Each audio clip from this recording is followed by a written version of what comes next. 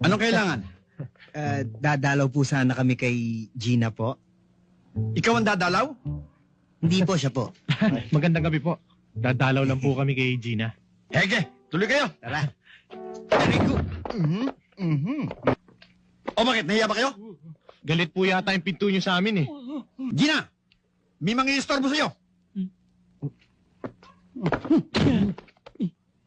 Parang galit ho kayo ah. Ah, hindi. Nalipad-baran lang ako. Mag-ina.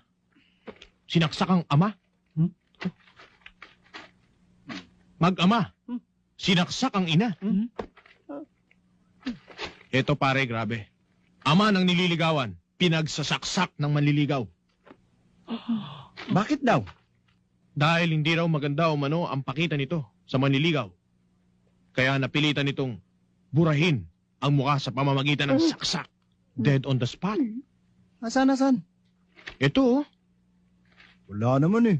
Anong wala? Wala na hong buhay nung iniwan yung ama. Patingin nga.